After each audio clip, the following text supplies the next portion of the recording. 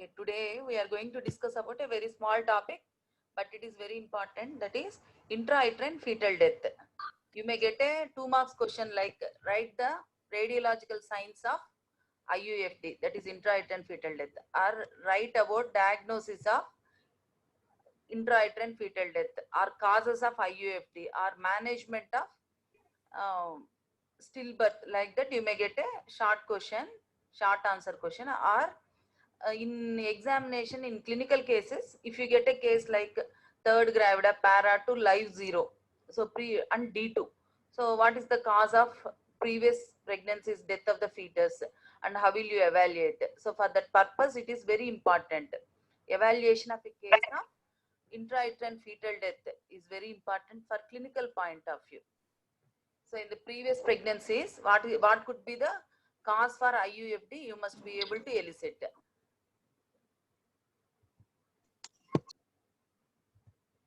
So coming to the definition of intrauterine fetal death, it is defined as all fetal deaths weighing 500 grams or more and deaths occurring during pregnancy or during labor before the birth. So all fetal deaths weight more than 500 grams and gestational age 22 weeks. The death may be during the pregnancy or during the process of labor. You have to call it as intrauterine fetal death. WHO definition is an infant delivered without signs of life. So there should not be any signs of life after gestational age of 22 weeks or weight more than 500 grams when the gestational age is not known. So all patients may not be able to tell their LMP. Then you have to take the weight of the fetus. So weight more than 500 grams or gestational age more than 22 weeks without any signs of life. Any death of the fetus, we call it as intrauterine fetal death. So the definition varies with variable gestational age and birth weight.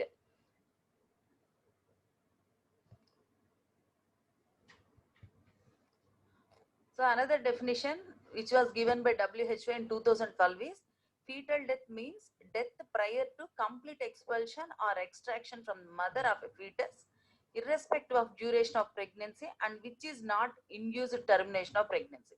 Here the point is when the death of the fetus occurs once you induce termination of pregnancy. The induction of termination of pregnancy may be due to antepartum eclampsia or severe severe preeclampsia or any complications, fetal anomalies, major fetal anomalies, you are planning for a termination of pregnancy, then you should not use the term intrauterine fetal death. So what is abortion? Abortion is expulsion of products of conception or death of the fetus before 22 weeks of gestation age or weight less than 500 grams.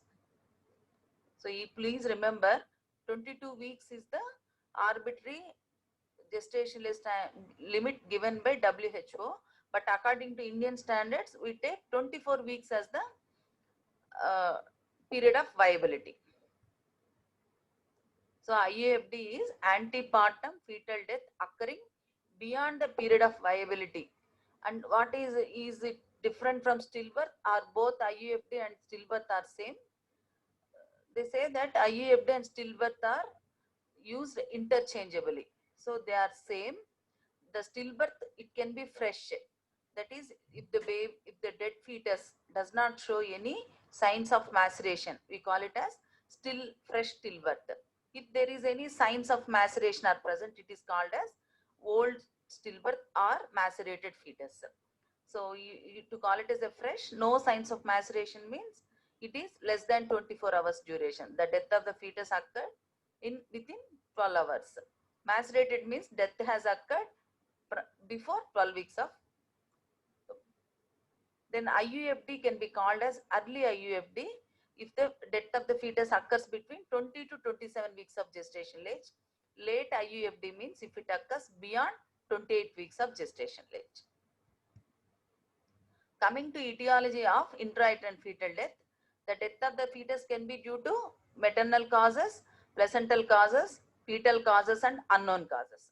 of which major contribution is by fetal causes, that is any fetal anomalies, fetal infections and other things. Then placental causes and unknown causes are same, that is 20 to 35%. Maternal causes are only 5 to 10%. The frequency of IUD is the about one it ranges between 1% to 6.5%. In some countries it is only 1%, but in some developing countries it could be 6.5%. So it can be the frequency of IUFD can be calculated with the stillbirth rate. Stillbirth rate is number of stillbirths per 1,000 births. It is not 1,000 live births, it is 1,000 births. So number of stillbirths per 1,000 births is stillbirth rate. The stillbirth rate depends upon the antenatal care quality. So how we are pick up, what is the percentage of women getting the antenatal care and the quality of antenatal care. Then what is the whether whether any high risk factors were identified and managed properly or not, all will influence the stillbirth rate. Then reporting system is also important. Though you manage the cases, but reporting is very poor. If you don't report the cases, that is those stillbirths are occurring, you don't report, then it appears as stillbirth rate is very low. So it depends upon the reporting system also. Then about preconceptional care, antepartum intrapartum care, prenatal diagnosis and selective termination of congenital anomalies. So any congenital anomalies are there, and if you prenatal diagnosis is made and selective termination of those anomalous babies was done, then stillbirth rate naturally falls. So the stillbirth rate depends upon the quality of antenatal care, reporting system and preconceptional care, prenatal diagnosis and selective termination of congenital anomalies. Once you terminate the pregnancy in view of congenital anomalies, it does not come under intrauterine fetal death or stillbirth. So causes could be maternal causes. They contribute to 5 to 10% of the total cases. They can be hypertensive disorders in pregnancy. It could be preeclampsia, severe preeclampsia, or antepartum eclampsia intrapartum. So these are, in these cases there is chances of IUFD. Then diabetes mellitus and gestational diabetes mellitus. Then maternal infections like malaria, hepatitis, influenza, toxoplasmosis and syphilis.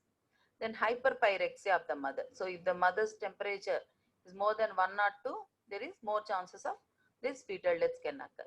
Then antiphospholipid antibody syndrome, which occurs in connective tissue disorders. Then thrombophilias, any complications of labor like prolonged labor, obstructed labor, if neglected, rupture of the uterus, there will be chances of IUFD. In postpartum pregnancy, because of placental insufficiency and meconium stain liquor, there is chances of IUFD. Then systemic lupus erythematosus, mother suffering with SLE, there's chances. Then coming to fetal causes, they contribute to 25 to 40% of the total cases. It may be due to chromosomal anomalies of the baby or major structural anomalies, infections like parvovirus infection, rubella, then other viral infections. Then in RH incompatibility, IEFDs are common due to feto-maternal hemorrhage. Then non-immune hydrops and IUGR, intrauterine growth retardation, due to various causes. Then placental causes could contribute to 20 to 35%. So 1/3 of the cases it is due to placental causes like abruptio placenta and placenta previa. In abruptio placenta, fetal complications are more. In placenta previa, due to severe hemorrhage and shock, there is chances of fetal deaths. Then cord complications like cord entanglement, cord round the neck, then true knots and false knots, they all lead to fetal deaths. Then in twin gestation, twin to twin transfusion syndrome, there is chances of fetal death. In IUGR, it may be due to chronic placental insufficiency also leads to IUFD. Then other causes can be iatrogenic causes, like if you have planned for if you have done external cephalic version, for breech, you are turning it into, by external maneuvers, you are turning it into cephalic presentation. So during that, IUDs can occur due to cord complication and some drugs and allergic reactions to the drugs, or sometimes due with blood transfusions, blood transfusion reactions. If it is major, chances of IUFD. Then idiopathic causes, no cause is identifiable in 25 to 35% of the cases. So causes of IUFD can be maternal causes, fetal causes, placental causes, and iatrogenic causes also you can write, and then idiopathic causes. So you should know all these causes to take the history, relevant history and investigations, ask for investigations to to identify the cause for IUD, so that it won't, you can manage that and it won't recur in subsequent pregnancies. So what is the morbid pathology in IUFD? That is, once there is death of the fetus occurs, what will happen? So once the death of the fetus occurs, there will be aseptic degenerative process starts, and this leads to maceration of the fetus. What is the first structure to undergo maceration? It is the skin, that is epidermis. So first there will be blistering and peeling of the skin, which occurs within 12 to 24 hours after the death.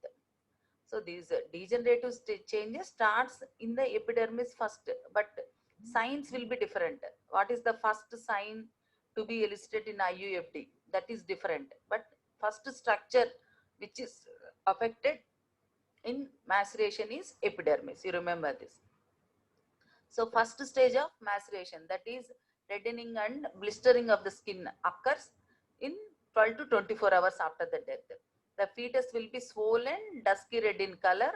Then also aseptic autolysis of the ligamentous structures. So all the ligaments at the joints, there will be aseptic autolysis, and then there will be, last will be liquefaction of the brain matter and viscera occurs. So this is the morbid pathology of the that occurs in fetal death. So how do you classify the degree of maceration? So why you have to know the maceration degrees means, after the delivery, by looking at the maceration and what is the degree, you can know what is the time of death.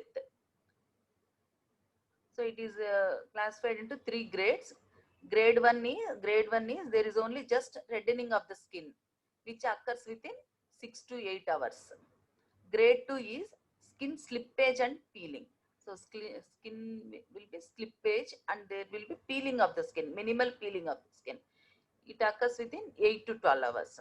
Grade 3 maceration is extensive skin peeling with red serous effusions in chest and abdomen, and aseptic autolysis of ligaments and liquefaction of the inner structures like brain.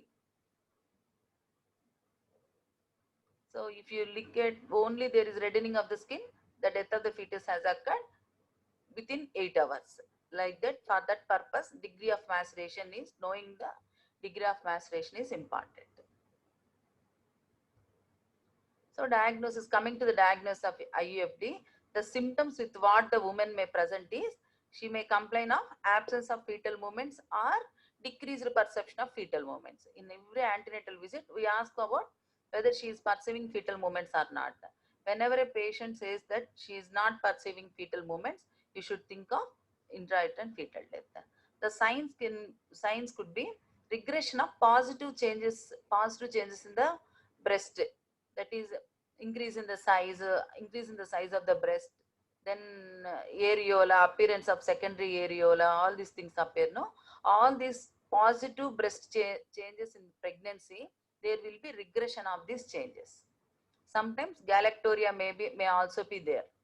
On parabdominal examination, height of the uterus, if it is old IUD, that is more than 2 weeks, the height of the uterus does not correspond to the gestational age. If it is a fresh IUD, it corresponds to the period of gestation. Then uterine tone will be lost and it will be flaccid.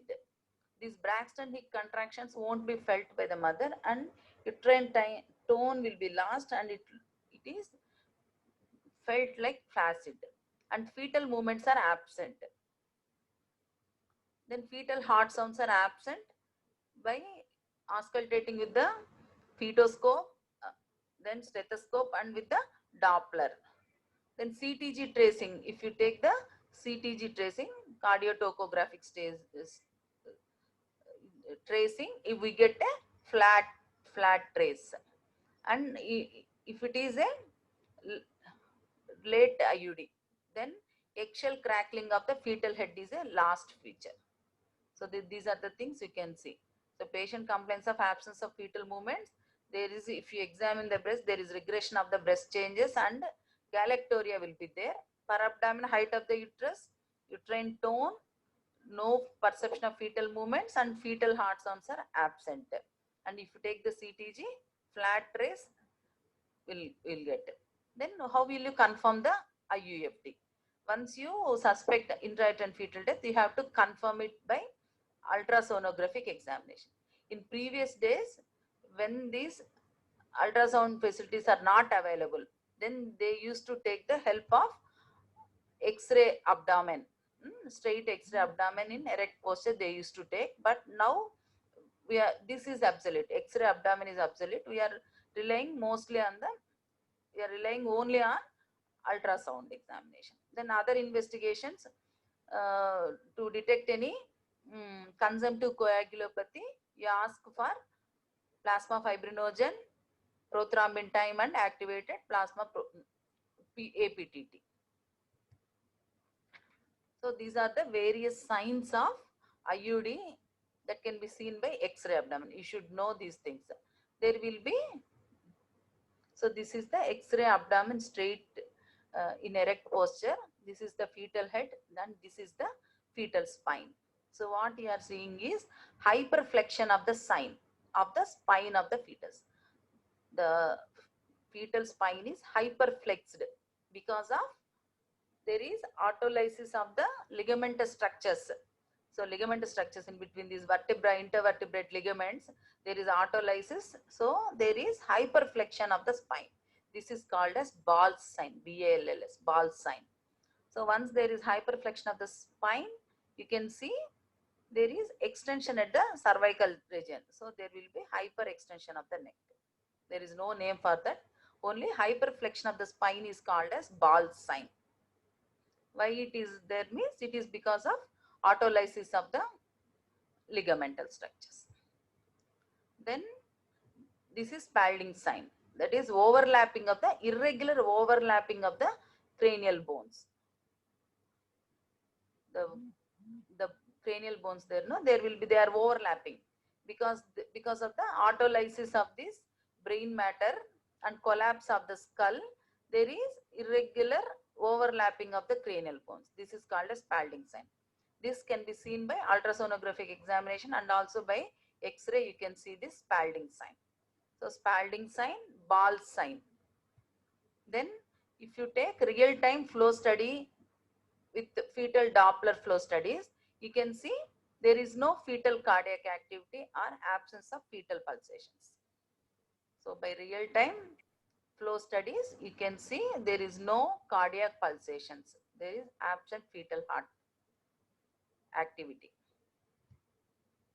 So this is Duell's double halo sign. Duell's double halo sign. This is the collapse of this cranial bones, collapse of the brain matter. So there is irregular overlapping of the cranial bones. So around that you are seeing a halo-like structure. Halo, that is increased hypertranslucency because of abnormal increase of cranial soft tissues as a result of maceration. You are seeing a halo. This is called as Duell's double halo sign. You should remember all these signs: Duell's halo sign, Spalding sign, Ball's sign. Then the other one is, so here is the head. There is hyperflexion of the fetal spine and air in the great vessels. Aorta, there is air. These arrows are showing the air in the great vessels. What is the name of that sign? It is Robert's sign. These are the great vessels and there is air. You can see air. So this is called as Robert sign, ROBERT, Robert sign. This is the first sign to occur in case of IUFD. So appearance of air in the great vessels like aorta, sometimes uh, atria and ventricles of the fetal atria and ventricles, air appear. That is the first sign, that is called as Robert sign. Then what is helix sign? In the umbilical vein, you can see the air. So gas in the umbilical arteries is called as helix sign. So here it is ultrasonography picture where there is dilatation of the heart and there is no movements and air in the great vessels. And one more sign is there is crowding of the ribs. That is called as concretia of the ribs. In lung collapse, in the adults also, if you take X-ray, there will be crowding of ribs. Like that, in IUFD also, there will be crowding of the ribs. So what are the various signs that can be listed in IUFD is, Robert sign is the first sign to be listed, appearance of gas shadows in great vessels like aorta, atria, ventricles that occurs within 8 hours, 8 to 12 hours. Then Spalding sign is collapse of the brain matter resulting in irregular overlapping of the cranial bones. It is a late sign. It takes about 7 days to appear. These are all PG nitbits. What is the time of appearance of Spalding sign? What is the earliest sign of IUFD? Like that you may get it. Then ball sign is hyperflexion of the spine. Helix sign is gas in the umbilical arteries and there will be crowding of the ribs. Crowding of the ribs. It is called as concretia of the rib cage. Then how will you evaluate a case of stillbirth? What investigations we ask for is complete blood picture. So maternal anemia, then any neutropenia or thrombocytopenia, if it is there, you can diagnose. Then RH typing and ABO and RH typing to know the RH incompatibility. Then Kleehauser-Betke count to know feto-maternal hemorrhage in RH negative pregnancies. VDRL to diagnose, it is a serological test for syphilis. Then postprandial blood sugar and HbA1c to exclude gestation GDM and pre-gestational diabetes mellitus. Then blood urea and serum creatinine, any renal problems in the mother are as an investigation for hypertensive disorders during pregnancy. Then thyroid profile, and then HIV 1 and 2, APLA antibodies uh, for antiphospholipid antibody syndrome. What are the two APLA antibodies we screen for is lupus anticoagulant, LA, lupus anticoagulant and anticoagulopin antibodies, ACA, LA and ACA they say. These are the APLA antibodies. Then any autoimmune hemolytic anemias and thrombophilias, the studies we have to check for these factor 5 laden mutations and antithrombin 3 estimations. Then urine for culture and sensitivity and complete urine examination. Some and examination of the infant after the birth, after the delivery, you have to examine the infant placenta and umbilical cord to know the for the cause of death. Autopsy and chromosomal studies can be asked if there is any fetal anomalies, any limb abnormalities, any anomalies is there, you can ask for autopsy and chromosomal studies. Any dysmorphic features and any history of recurrent stillbirths and cytogenetic studies, we take the, we subject this fetal skin, cartilage and blood for cytogenetic studies. So any patient presenting with recurrent stillbirths or baby with anomalies, you have to ask for autopsy to know the cause. So you have to examine the stillborn infant. So in the gross examination, skin staining, it may be stained with meconium colored. So that indicates chronic placental insufficiency. So you have to look for skin staining, color, whether it is pale or plethoric. Pale means anemia, fetal anemia. Plethoria may be due to, it is seen in, plethoric is seen in twin to twin transfusion syndrome in recipient twin. Then degree of maceration, what is the degree of maceration, and any malformations, gross malformations are there, you have to look for. Then you examine the placenta for weight, that is hyperplacentosis will be seen in infections and diabetes and Rh negative pregnancy. Then very small placenta will be with a lot of calcifications will be seen in chronic placental insufficiency. Then structural abnormalities of the placenta like circumvallate placenta, accessory lobes, then filamentous insertion of the placenta. Then membranes has to be examined for any meconium staining, and thickening of the membranes is seen in infections, and foul smelling indicates chorioamnionitis, that is infections. Then umbilical cord has to be examined for any entanglement around the neck. So it may be if the cord is around the neck and it may be tightened, resulting in the death of the fetus. Or umbilical cord may be entangled around the arms, legs, and sometimes prolapse of the cord may be the cause of IUFD. Then length also has to be measured. Normal umbilical cord length is around 50 centimeters. Short cord means if it is less than 25 centimeters. Long cord means it is more than 100 centimeters.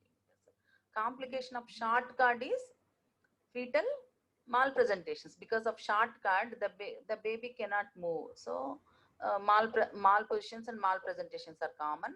Then abruption can occur. Whereas long cord means the cord may entangle around the baby, resulting in cord around the neck or cord around the arms like that.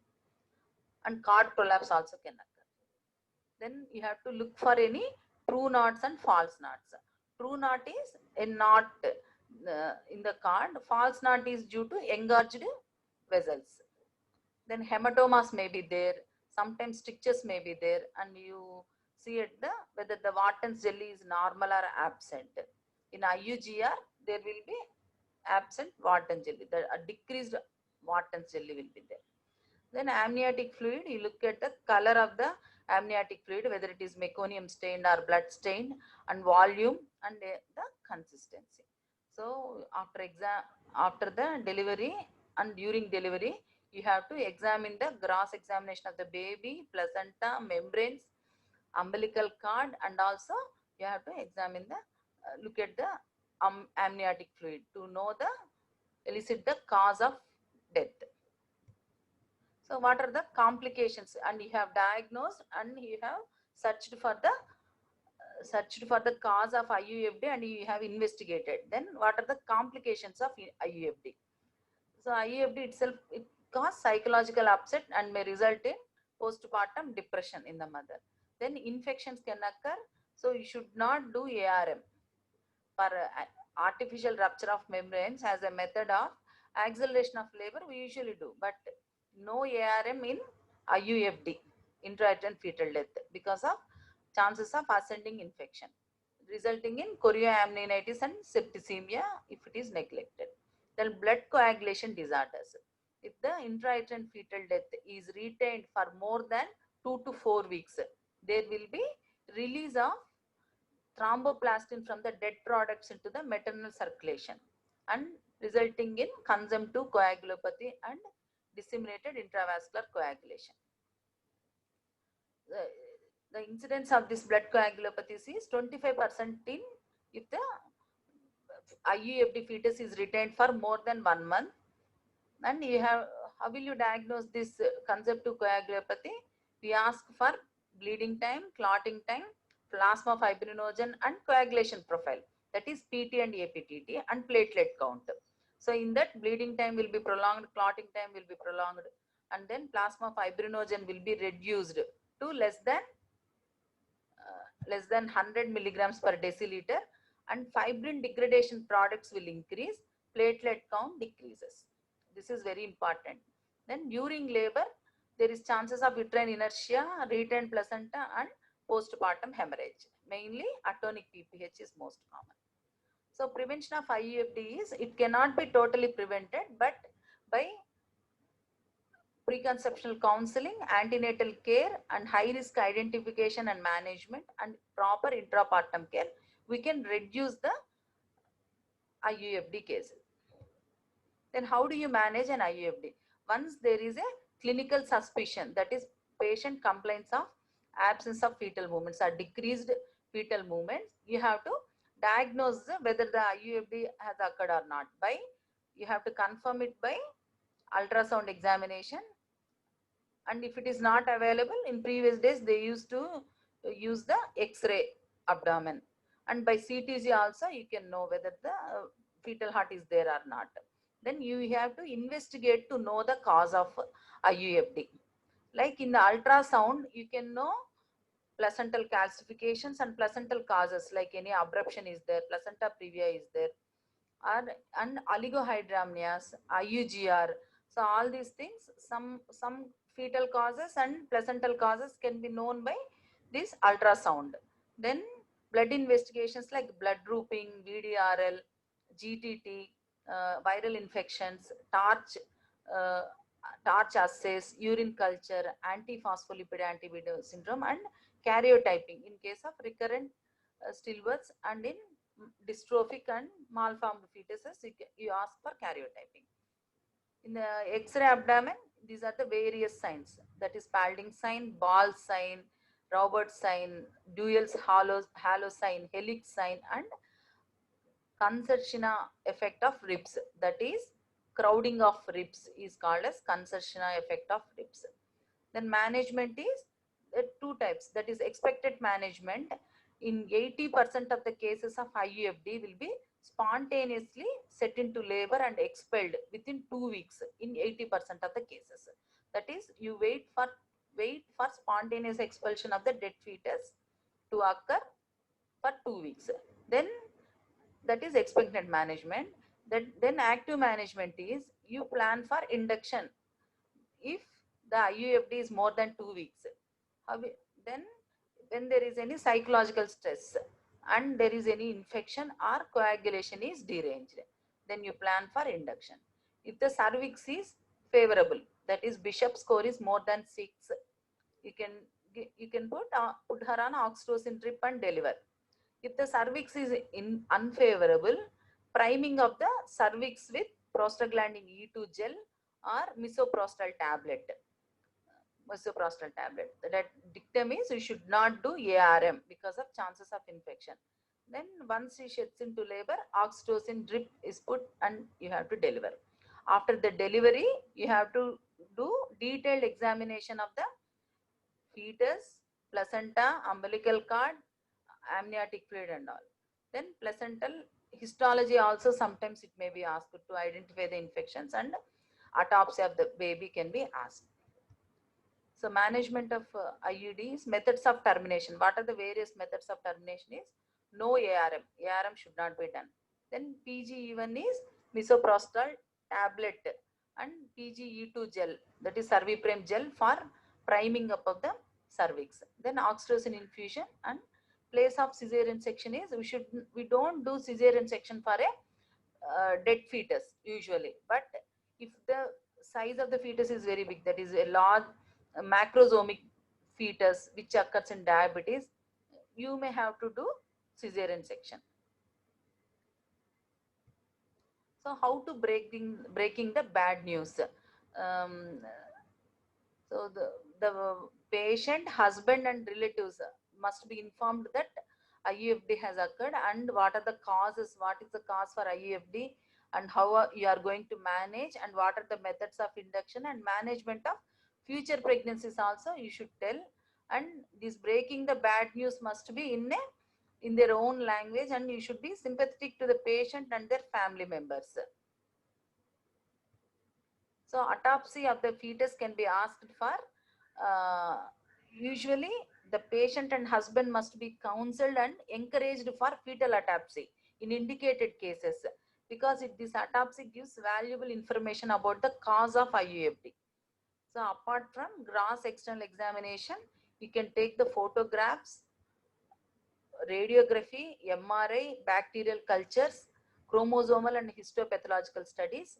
These all things is to know the cause of death, so that future pregnancies can be managed and future IUFDs can be prevented. In the postpartum period, suppression of lactation is also important. Otherwise, the patient will present with breast engorgement, fever, abscess also, breast abscess also will develop. So, suppression of lactation by cabergoline 2.5 milligrams 2 times daily for 2 days, or B-long tablet for 7 days. So bereavement counseling. The obstetrician should spend some time with the patient to give psychological support in simple language. For IUFD delivered cases, you should spend some time to talk about what happened, why it is happened, and how to come out of that pathetic situation. Then discuss about the reason of IUFD. The patient should not lie. The patient should not be kept with other women with babies, because it may increase the risk of puerperal depression. Then follow up is after 6 weeks. By that time, the autopsy results and investigation results will be coming. So you can discuss about autopsy results, investigations, and about planning of future pregnancy also. You can discuss in the follow up after 6 weeks period. So management of subsequent pregnancies is, if you identify the cause, that has to be treated as high risk pregnancy, and if you identified the cause, the management will start from the perinatal period itself. So in sometimes idiopathic causes, that is we cannot identify the cause of intrauterine fetal death, and patient is having recurrent stillbirths. Then so you plan the delivery 2 weeks before the time of occurring of IUFD. That is, if the woman is having intrauterine fetal deaths are occurring around 36 weeks of gestation age and with no cause is identifiable, then you admit the woman 4 weeks before, investigate her and give antepartum fetal surveillance, and then you plan for delivery 2 weeks before the anticipated time. That is 36 weeks fetal IUDs is occurring means, this time in this pregnancy you plan the delivery at 34 weeks itself. That is the management of future pregnancies. So thank you.